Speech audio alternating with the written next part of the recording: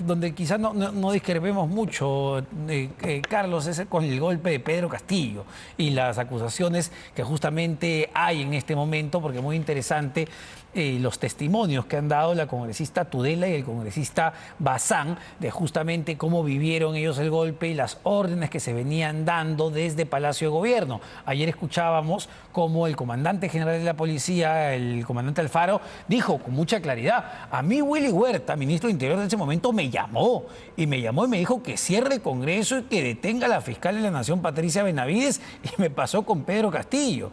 Entonces ahora vamos a escuchar qué es lo que dijeron los congresistas que vivieron ese momento.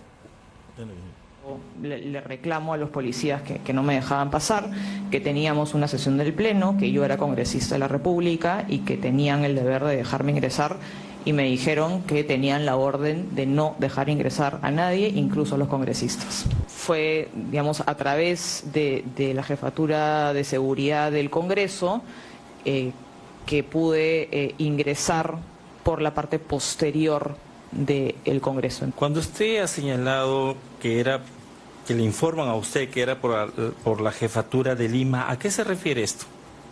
Entiendo que era la 7ª Región Policial de Lima, digamos, quien había dado la orden. Trasladó al Congreso de la República. ¿Puede indicarnos las razones de ese traslado?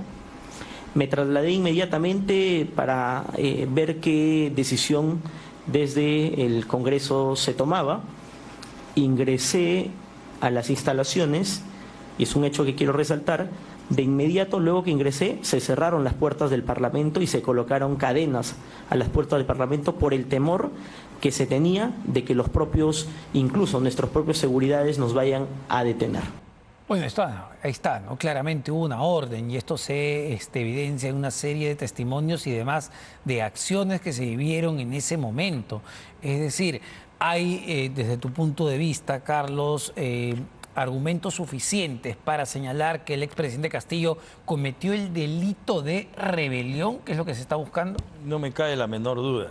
Nosotros lo hemos visto en la televisión, los 33 millones de peruanos, decir, utilizar la palabra o el verbo disolver el Congreso de la República y suspender en el ejercicio de sus funciones a los magistrados del Tribunal Constitucional, del Poder Judicial, del Ministerio Público. Ya más claro pues que el presidente se dirige por la televisión y entonces ahí se produce no solo su vacancia, sino claramente hay la comisión de un delito, ¿no? Ahora, su defensa, ¿no? La defensa de Pedro Castillo lo que dice es que esta fue una proclama política sin mayor repercusión y arguyen que para que exista el delito de rebelión el expresidente tuvo que haberse alzado en armas, cual Rambo, agarrar una metralleta y No, el presidente de la República es el jefe supremo de las Fuerzas Armadas y de la policía, y acá lo que estamos viendo es que han habido órdenes, que es una forma de alzarse en armas,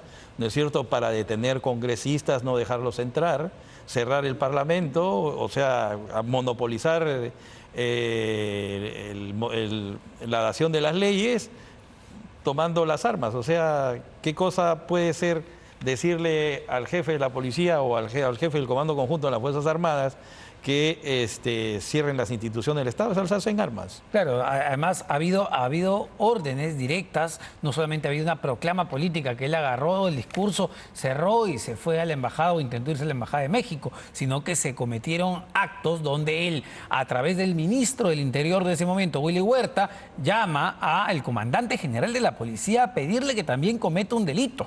Felizmente que las instituciones reaccionaron en ese momento. Así es, y además, como ya se sabe, ¿no es cierto?, el presidente de la República fue detenido inmediatamente, parece que no salió muy bien las cosas, y como va caminando el proceso y las investigaciones, parece ser que también podría estar comprometido quien en ese momento era el primer ministro, el señor Aníbal Torres, y Betsy Chávez, ¿no? Que parece muy difícil de creer, ¿no? Que el discurso que lee, que parece una copia en realidad del discurso de Alberto Fujimori cuando da el golpe del 92, que él lo haya escrito, que él lo haya ideado, porque todos éramos conscientes de las limitaciones que mostraba Castillo cada vez que hablaba. Yo creo que ningún presidente escribe necesariamente sus discursos, porque... Además. No, claro, alguien se lo ha tenido que hacer.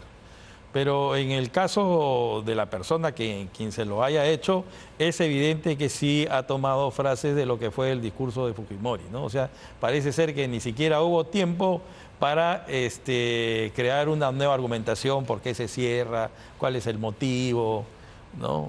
Entonces, yo creo que fue una acción muy burda, ¿no? Bastante tosca y grosera. Pero sin embargo, en todo momento, hasta el día de hoy, la defensa lo que intenta decir es que fue una programa política exclusiva de Pedro Castillo, tratando de eludir responsabilidad de todo el otro círculo que estaba justamente ese día en Palacio de Gobierno y en esa habitación. No, no es posible, eso no resiste la sana crítica, ¿no? Ni siquiera el sentido común. Hay que cambiar de abogado. Y justamente, ¿cuál podría ser? Hemos analizado un poco la estrategia que está siguiendo Pedro Castillo, porque francamente un poco la actitud es patear el tablero, es canalizarse, un poco de peliculina detrás, pero ¿estaría jugando más a que esto se resuelva en cortes internacionales?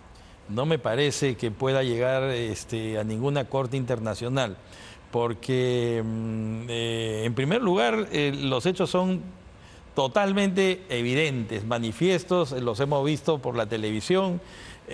No creo que haya algún peruano que pueda calificar lo que el presidente de la República dijo en ese momento, el señor Pedro Castillo, que iba a cerrar el Congreso. O sea, eso es un golpe de Estado evidente, es alzarse en armas, ¿no es cierto? Y por otro lado, la Corte Interamericana no tiene competencia todavía para ingresar a conocer los hechos porque el Poder Judicial lo está procesando. Y la Corte Interamericana tiene que esperar para ver en qué termina. Después, incluso el presidente, si cree que la sentencia del poder es injusta, podría interponer un proceso de habeas corpus. Y si el proceso de habeas corpus no le es favorable, recién se abre la puerta de la Corte Interamericana. Y además, y esto hay que recordarlo, ¿no? Claro, nos estamos enfocando en lo que ha sido el golpe de Estado porque fue lo más traumático, pudo haber sido más traumático, pero se llegó a eso por todas las investigaciones penales que siguen en curso, por el famoso caso del Ministerio de Vivienda, del Ministerio de Transportes, de Petroperú, y ahí tiene varios años de investigaciones abiertas. Claro, lo que pasa es que el presidente Pedro Castillo, porque ya creo que no le queda bien calificarlo de presidente, el señor Pedro Castillo tenía encima el problema de la vacancia, no recuerdo por qué, pero el Congreso lo iba a vacar. Quizás por todas las cosas que tú estás mencionando. Marrufo, el 7 de diciembre, justamente acudió a la Comisión de Fiscalización y mostró justamente los billetes que le entregaba y había sacado copia propio Pedro Castillo. Y ahí es que Pedro Castillo se asusta. Así es, entonces quiere dar un golpe de mano, ¿no? Adelantarse a la situación y entonces quedarse con el poder y obviamente garantizar su impunidad. Y entonces ese es un elemento que también me había olvidado, pero que es muy importante tener en cuenta. El Congreso lo iba a vacar y él se vio en la necesidad de buscar un golpe de Estado, ¿no? Muchísimas gracias, Carlos. Muchas Como gracias. siempre, Carlos Messía, expresidente del Tribunal Constitucional y excongresista de la República también. Vamos a...